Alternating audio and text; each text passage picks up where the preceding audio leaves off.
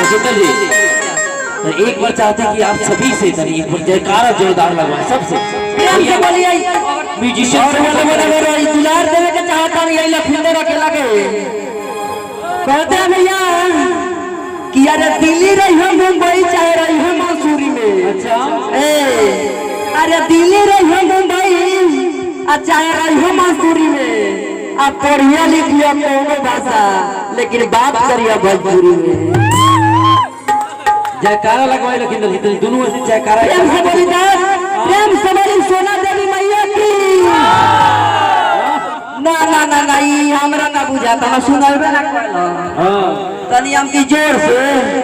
काहे कि बहुत चावल भेल बा बहुत धान भेल बा बलुआ गांव में सब जगह दहल बताइया बहल बा तनी भात खा के आल बारी ले तनी ताकत से बोली ले कैसे कैसे प्रेम से बोली सोना देवी की।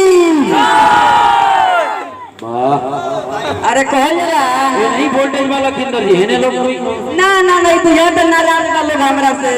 दिन भर घूम के चांदा वसूल के देखी प्रोग्राम करे लगनी तो नहीं कइले कुछ जयकारा बोलो अच्छा लगा तो चलो जरूर जयकारा लगाइए नहीं कि निमन गावत बा लखिंदर जी अरे नया नया बानी निमन गांव धीरे धीरे तनी बजाई लेवन बढ़िया से आप सभी तमाम श्रोता में भाई भोजपुरिया श्रोता जब माता बहन है भाई मत भैया लोग खाना बारी पार्टी में हाथ लगा के जब यही लोग ताली बजेला तो लखिंदर अकेला तमाम बजावे वाला का जोश जागेला। अरे कहते हैं कि मायूस मत होना जिंदगी में किसी वक्त तेरा नाम बन सकता है। अरे मायूस मत होना जिंदगी में किसी वक्त तेरा नाम बन सकता है। अगर दिल में हो आग और हौसला है बुलंद तो अखबार बेचने वाला भी अपने गुलाम बन सकता है। भैया ये घंटे में प्रोग्राम दोनों लगी जागरण हो कोनो चर्चा ना रहे कालू एबर खाली। अरे दिन में अमीगा जितना ना जो समी के जागे लगी प्रोग्राम ही भइल हो ना तो ना होइते भैया।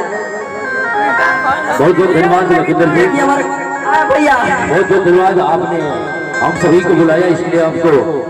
झिझिया का गीत बा झिझिया का गीत का कम से कम ताली मारब लोग नहीं का कह दिया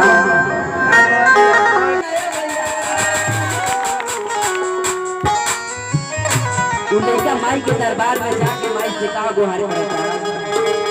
किए माई अरे तू तो हमर तो माई होइले हमरा माईए के माई है आ सोच कर लाइनु तो जवान ऐसे जो भैया बोल बानी तो हमरो माई बारी ए संजय भैया ए दशहरा के महीना में तू लइकावा माई के दरबार में जाके माई से का बोल करता है भैया। ये माई बड़ी श्रद्धा से हमर माई रउआ दरबार में भेजे देबा ए बउआ हम घर के पूरा काम सरियावत तानी पूजा पाठ के सब तैयारी करत तानी जाके तू माई के दरबार में रंगी लगावा कि माई हमरो घर में पधारा से तो गरीबों के घर कम से कम आवस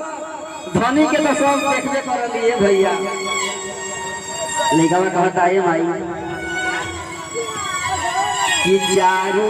रली पत होई माई हमर घर आंगन हो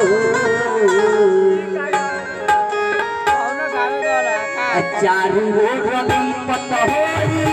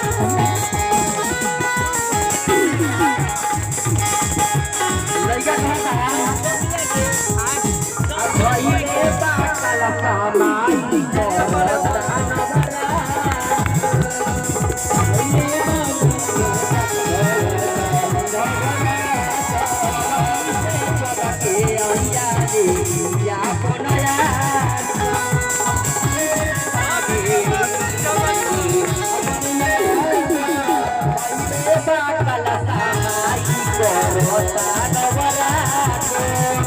चल पीछे चल के मैया रे ना बनाया हो नवरातो करी तुमर माई होला सब जाना करे तुमर माई होला सब जाना ये माई जो चल हो मैया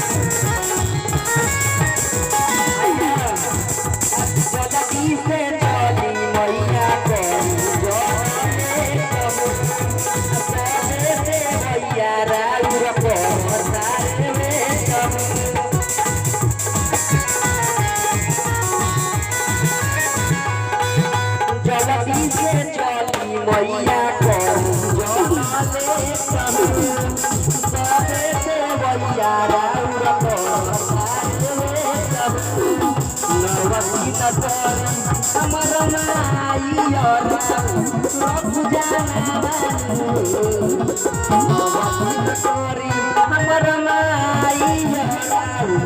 पूजा